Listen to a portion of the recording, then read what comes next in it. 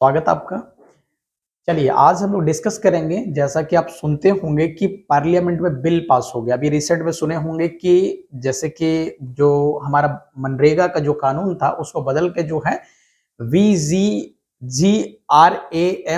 करके जो है उसको कन्वर्ट कर दिया गया था।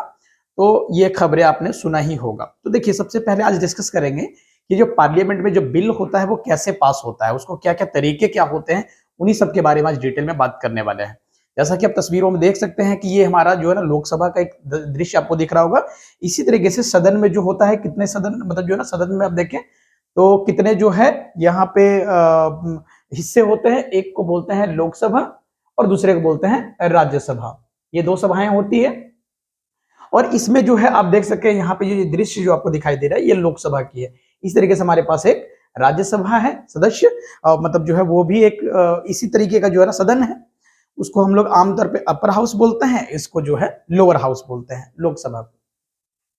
तो बिल पास होने का तरीका क्या होता है, तो हमारे संविधान में एक आर्टिकल है, आर्टिकल 107। संविधान के आर्टिकल 107 में लिखा हुआ है कि जब भी कोई जो है सदस्य जो है बिल को पेश करेगा, अगर वो वित्त और जो है वित्त हो चाहे धन विधेयक हो, वो सिर्फ मंत्री ही पेश कर सकता है। उसके अलावे कोई भी बिल होगा तो आर्टिकल 107 के तहत जो है 107 संविधान के अनुच्छेद 107 के तहत वो क्या कर सकता है, बिल को पेश कर सकता है सदन में, चाहे वो लोकसभा हो चाहे वो राज्यसभा में, किसी में वो पेश कर सकता है। लेकिन उससे पहले जो सदस्य क्या करेगा, बिल लाएगा।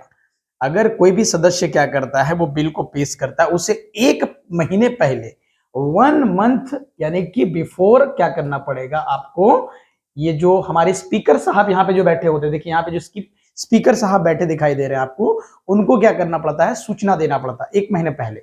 अब सूचना देंगे तो वो क्या करेंगे, उस बीच एक डेट को फिक्स करेंगे और डेट फिक्स करने के बाद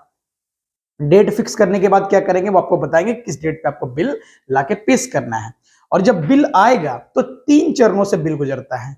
और कौन से 3 चरणों से गुजरता है मैं आपको अगर समझाऊं, देखिए ये जो है आप देख सकते हैं कि जो मनरेगा है वो कानून बदला जब गया तो यहाँ पे मनरेगा से बदल के यहाँ पे राम जी करके किया गया। हालांकि इसका बहुत सारा प्रोटेस्ट भी हुआ, जैसे आप देख सकते हैं प्रियंका गांधी जैसे लोग जो है ना, कई सारे जो विपक्ष के लोग इसका विरोध भी किए थे, जो कि आपको पता होगा। लेकिन ये जो होता है किस तरीके से जो है यहाँ पे ये जो बिल है किस तरीके से किन चरणों से होके गुजरता है, तो मैं अगर आपको समझाऊं तो 3 चरण से होके गुजरता है। इसको फर्स्ट एक को बोलते हैं, पहले को फर्स्ट रीडिंग और सेकंड चरण को बोलते हैं सेकंड रीडिंग, और जो थर्ड होता है उसको बोलते हैं थर्ड रीडिंग। ये 3 चरणों से गुजरता है।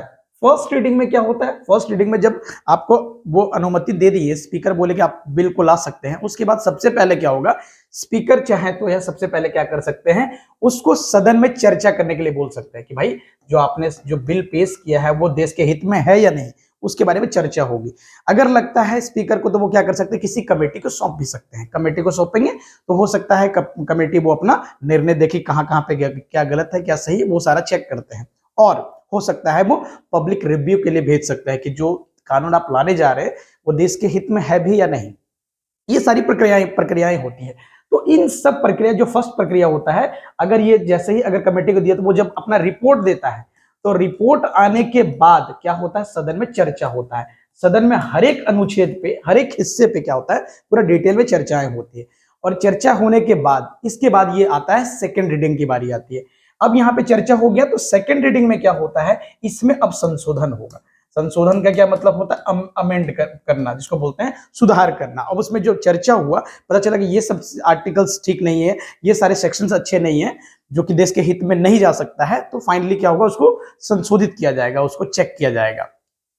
और जब अंतिम ये सब चीजें हो जाएगा, उसके बाद थर्ड रीडिंग में क्या होता है, जो सदन के मेंबर होते हैं, जो भी सदन के मेंबर होते हैं, जैसा कि आप यहाँ पे देख सकते हैं, जो सदन के मेंबर होंगे वो यहाँ पे क्या करेंगे, ये जितने सारे मेंबर होंगे वो क्या करेंगे, उस पर वोट करेंगे। और वोट करने के बाद जो है यहाँ पे जब वोट हो जाएगा, यहाँ पे लोकसभा में ये जितने सारे लोग हैं सब लोगों ने मेजोरिटी में वोट कर दिया, और वोट करने के बाद अब स्पीकर के पास जाएगा, स्पीकर क्या करेंगे, इस पे साइन करेंगे। और साइन करने के बाद फिर यही प्रक्रिया सेम यहाँ पे होगा राज्यसभा में। वहां पे भी क्या करेंगे, वापस से वहां पे साइन करेंगे, सब लोग क्या करेंगे, वोट करेंगे। और वोट करने के बाद वापस से वहां पे जो बैठते हैं उसको बोलते हैं स्पीकर, सॉरी वहां पे बैठते हैं उसको बोलते हैं चेयरमैन। और राज्यसभा में जो बैठते हैं उसको क्या बोलेंगे, चेयरमैन। तो चेयरमैन यहाँ पे क्या करेंगे, इस पे साइन करेंगे और ये साइन करने के बाद अंतिम रूप में जाता है किसके पास, तो अंतिम रूप में जाएगा प्रेसिडेंट के पास। तो प्रेसिडेंट के पास जाने के बाद क्या करते हैं, वो उस पे जैसे ही साइन करते हैं तो वो कानून जो है, जो एक्ट था, सॉरी जो बिल पहले था वो बाद में बन जाता है एक्ट। यानी कि अब जो है ये क्या बन गया है, कानून बन गया है। और उसके बाद जो है उसके रूल्स निकलते हैं और भारत की सरकार जो होती है उसको इंप्लीमेंट करती है ग्राउंड तक। तो ये सारे तरीके होते हैं पूरे के पूरे कानून को पास करने का। तो उम्मीद करते हैं आज के वीडियो में ये बातें आपको समझ आई होगी कि किस तरीके से जो है किसी कानून को पास किया जाता है हमारे सदन में, जो कि आप देख सकते हैं पार्लियामेंट की जो प्रक्रियाएं होती है वो मैंने आपको समझाने का प्रयास किया। उम्मीद करते हैं बातें आपको समझ आई होगी। चलिए जल्दी मिलते हैं किसी अन्य वीडियो में किसी अन्य जानकारी के साथ। Thank you so much.